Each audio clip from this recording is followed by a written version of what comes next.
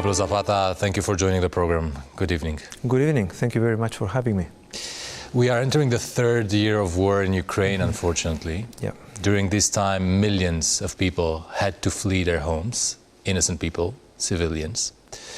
At the very beginning, we were very welcoming here in Romania. Walk us through what's the situation with the Ukrainian refugees right now in the country. How have they integrated?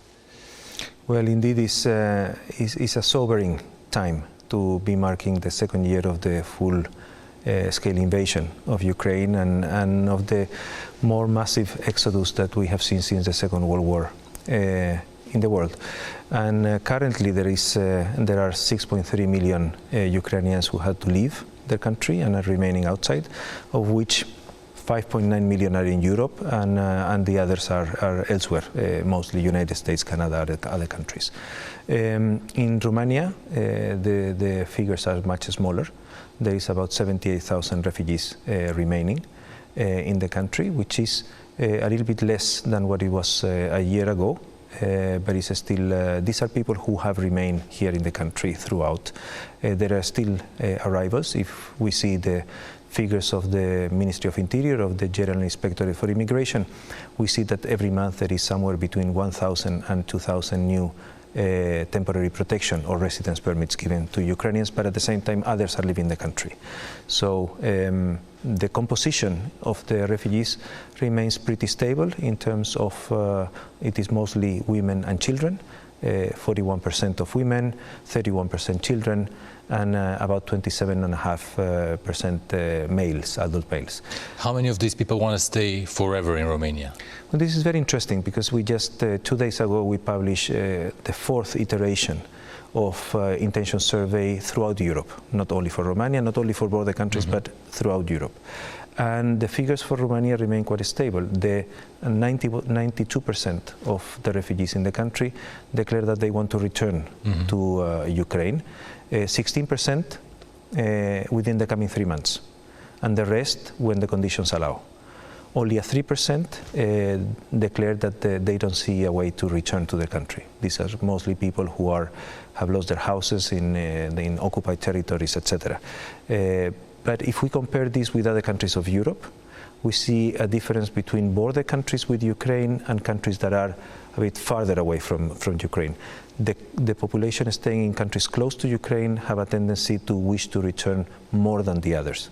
So if we see the total in Europe, it is about 65% of people who want to return. In the case of Romania, it's much higher, 92%. And how does the number of refugees currently in the country compares to other European countries?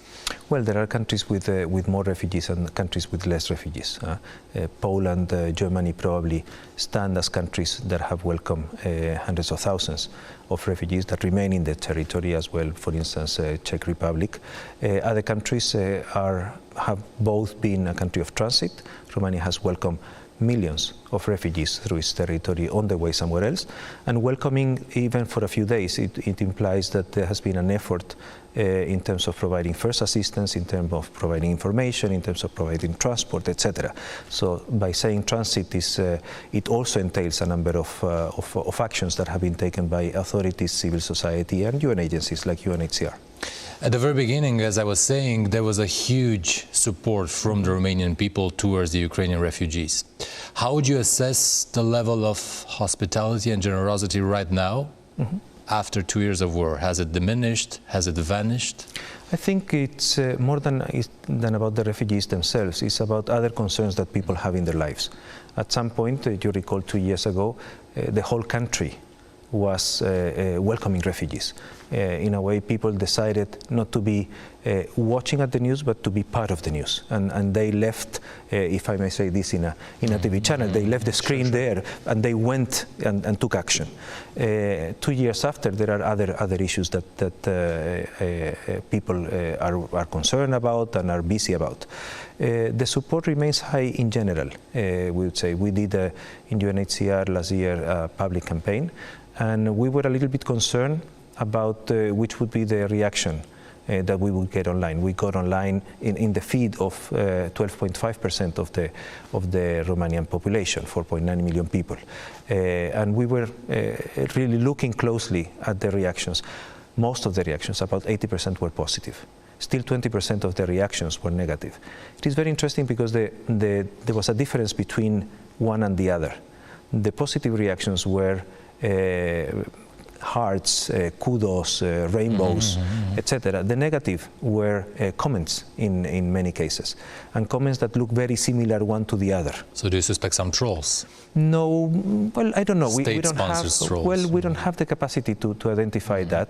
It could be that, or it could be what I think you communicators call the resonance box effect. So people talking in smaller groups, harmonizing somehow their messages, and then when they come out, the messages come out in a... That's very much in line, though, with the Eurobarometer that showed that Romanians, surprisingly, made up the biggest percentage of people who were against humanitarian aid in the entire Europe. It was like 25%, if I remember correctly. How did we get there? 25% being against humanitarian aid? I think there is a combination of factors. I think there is an element of misinformation and disinformation that is taking hold, and this is not only a concern in Romania. I think it's worldwide concern. Yesterday we look also at figures coming from the European Center for Foreign Relations in 12 countries of Europe.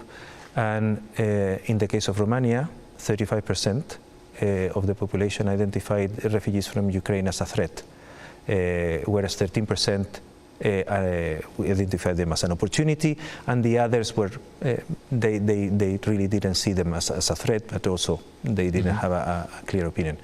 That's very interesting, because how did we get to a point where 78,000 refugees, most of which women and children, are perceived as a threat? Objectively, you cannot say what is the threat there. It is what I sometimes say is a problem that, or is a number of people that could fit in a football stadium. I am a fan of Real Madrid. The Real Madrid stadium has capacity for 83,000 people. There's 78,000 refugees from Ukraine in a country of about 20 million, like Romania. Let me give you a concrete example, which maybe fuels the frustration of people. They go on the streets and they see these huge, expensive Ukrainian cars. Yes. They bump into Ukrainian people in fancy hotels. They see these fleshy Ukrainians, and then they assume that the entire community of refugees is the same. Yes. Do these people get money, for example, and does the state, do you have the tools necessary to assess if there's a real need or not? Yes, we do. And it is very interesting because about a third of refugees from Ukraine never requested, either from the government or from international organizations like ours, our cash assistance. They never enrolled for these programs. These are people who came with their jobs, who came with vehicles. One, by the way, doesn't have to be poor in order to be a refugee. There is a misconception. There's people escaping generalized violence, or in this case, an invasion. And that doesn't have to do with the resources that one has or not in order to be considered refugee. But beyond the status that they may have in the country, which allows them to stay, they have come with their resources and they have come with their job. Also, if we see the figures of refugees working in Romania, the total figure of refugees that declare to be working is also 1/3. And that's quite interesting. Some of them are teleworking with their previous jobs. Other ones have found jobs in Romania. The issue of the cars, it's one of those things that one hears, as you were mentioning, it's very often. Almost pervasive conception. Exactly. And when we see a car of these characteristics in the street, we don't realize if we are walking, if we have passed along the way maybe 2 or 3 Ukrainian families that do not have a car, that is a mother and 2 children, with a bag trying to make the end of the month and to buy the food that they can afford.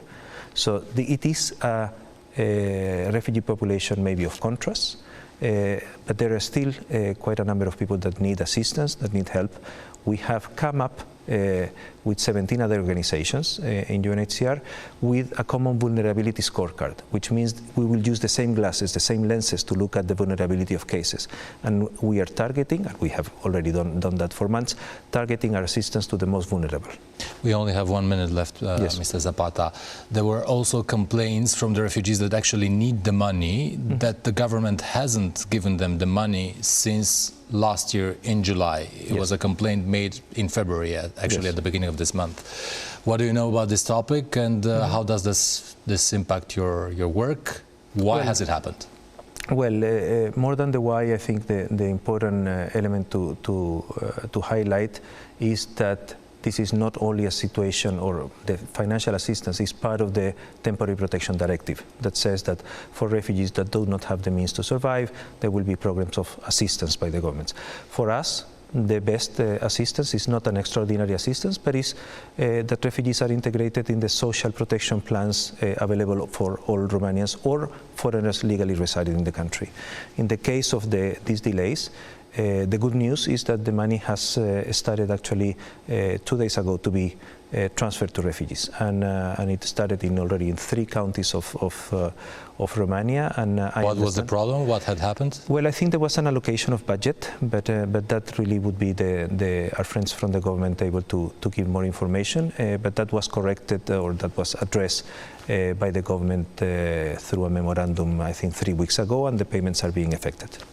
Thank you very much, Mr. Zapata, for joining the program, and good luck in this year that's going to be equally complicated, I assume. It is going to be complicated. Thank you very much for having us here.